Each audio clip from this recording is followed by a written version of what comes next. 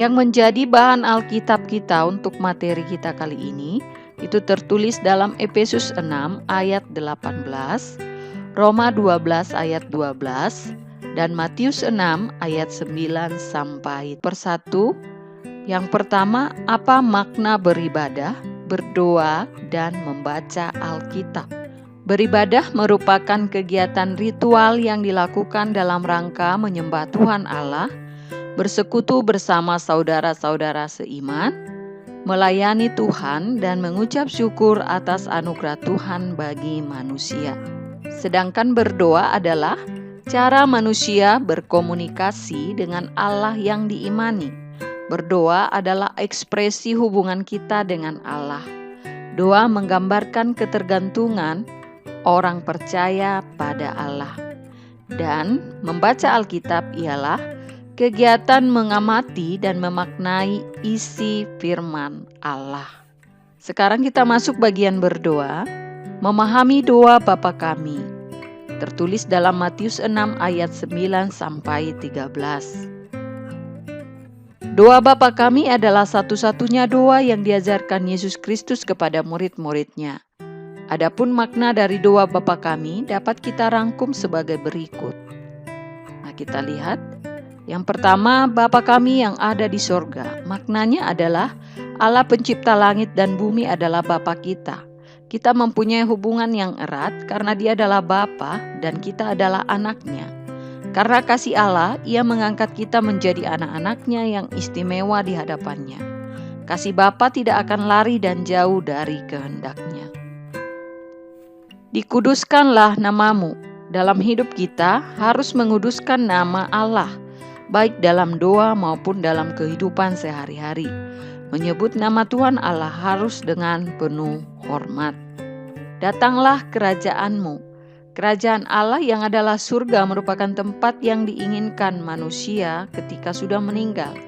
Kerajaan Allah adalah nyata dan ada bagi orang-orang yang beriman kepadanya. Maka carilah kerajaan Allah selagi kita hidup di dunia dengan cara berbuat baik dan kasih terhadap sesama dan Allah. Kerajaan Allah adalah damai sejahtera, sukacita, dan kebenaran oleh karena firman-Nya. Jadilah kehendak-Mu di atas bumi seperti di dalam surga.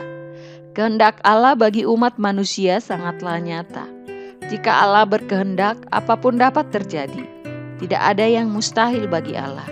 Kita berserah atas kehendak Allah, atas semua rencana dan rancangan hidup yang Allah berikan. Karena Allah yang lebih tahu dan mengerti apa yang terbaik bagi hidup kita. Berikanlah kami pada hari ini makanan kami yang secukupnya. Doa supaya Tuhan memberikan makanan dalam hidup kita. Tuhan peduli dan mengerti akan kebutuhan kita. Maka kita haruslah meminta dan Tuhan akan memberikan sesuai dengan kebutuhan kita. Dan ampunilah kesalahan kami seperti kami juga mengampuni yang bersalah kepada kami. Banyak sekali dosa yang kita lakukan, baik sengaja maupun tidak sengaja. Maka sepantasnya lah kita mohon ampun atas dosa-dosa kita. Ketika kita mohon ampun atas dosa dan kesalahan, kita juga perlu mengampuni segala dosa orang lain yang menyakiti hati kita. Karena Allah adalah kasih, maka kita pun perlu mengasihi Allah dan orang lain. Dan janganlah membawa kami ke dalam pencobaan, tetapi lepaskanlah kami daripada yang jahat. Roh jahat ingin dan senang jika manusia berbuat dosa. Maka kita perlu berdoa supaya kita dijauhkan dari pencobaan. Dan yang terakhir, karena Engkau yang empunya kerajaan dan kuasa dan kemuliaan sampai selama-lamanya. Menunjukkan bahwa kita percaya Tuhanlah yang memiliki segala yang di bumi maupun di sorga, dan kita memberikan penyembahan hormat kepada kemuliaan Allah yang berkuasa atas hidup kita untuk selama-lamanya. Jadi itu adalah makna dari doa Bapa kami. Pentingnya beribadah, berdoa, dan membaca Alkitab bagi remaja SMP. Kita lihat yang pertama, dalam ibadah, berdoa, dan membaca Alkitab, orang beriman mewujudkan iman dan percayanya kepada Allah. Allah setia pada janjinya, maka orang beriman pun harus menunjukkan kesetiaannya kepadanya. Antara lain melalui beribadah. Orang yang setia berkenan kepadanya. Bisa kita baca dalam Amsal 12 ayat 22. Yang kedua, kesetiaan beribadah, berdoa dan membaca Alkitab akan menghasilkan pencerahan hidup dan membawa makna perubahan dalam diri orang percaya. Bahkan semakin mempererat persekutuan sebagai umat. Yang ketiga, melalui ibadah, orang beriman mengekspresikan wujud syukurnya kepada Allah yang diimani. Kemudian yang keempat, kesetiaan beribadah membuat sikap sosial seseorang semakin bertumbuh. Dalam ibadah kita bertemu dengan berbagai orang dari berbagai latar belakang. Semua melebur dalam doa, pujian, dan persembahan. Nah, sekarang kita lihat bagaimana sikap yang baik dan benar dalam beribadah, berdoa, dan membaca Alkitab. Dalam beribadah, sikap dan cara berpakaian haruslah menunjukkan rasa hormat dan takjub kita terhadap Tuhan Allah yang Maha Kudus. Seperti contoh, ketika Musa bertemu dengan Allah di hutan belukar di Midian, Allah meminta Musa untuk menanggalkan kasutnya atau alas kaki, karena tempat yang dipijatnya itu kudus. Yesus juga mengajarkan sikap yang baik dan benar dalam berdoa. Dalam Injil Lukas 6 ayat 5-8, Yesus menuntun orang percaya untuk bersikap benar dalam berdoa. Banyak orang berpikir bahwa tidak perlu pergi ke gereja, padahal Yesus Kristus datang dan Ia membentuk persekutuan orang percaya. Ajaran-ajarannya disampaikan dalam persekutuan umat. Ia mengajar di bait Allah. Ia mengajar banyak orang dalam kelompok-kelompok. Jadi, kehadiran seseorang di gereja dan persekutuan remaja amat penting dalam rangka memupuk persekutuan, dan kita juga dapat belajar dari pengalaman iman orang lain dalam persekutuan tersebut. Sekarang, apakah semua doa dijawab sesuai permintaan kita? Dalam Injil Matius 6 ayat 8, Yesus mengatakan, "Karena Bapamu mengetahui apa yang kamu perlukan." Jadi kalimat ini memiliki makna yang dalam, bahwa Allah lebih mengetahui apa yang kita perlukan. Doa dan permohonan orang percaya akan dijawab sesuai dengan kasih dan kehadiran Allah, karena Ia lebih tahu apa yang kita perlukan. Dalam Injil Matius 21 ayat 22 tertulis, "Dan apa yang kamu minta dalam doa dengan penuh kepercayaan, kamu akan menerimanya." Doa kita akan dijawab. Kita akan menerima jawaban atas doa-doa kita. Namun jawaban itu diberikan berdasarkan pertimbangan Allah. Ada 3 cara Allah menjawab doa kita.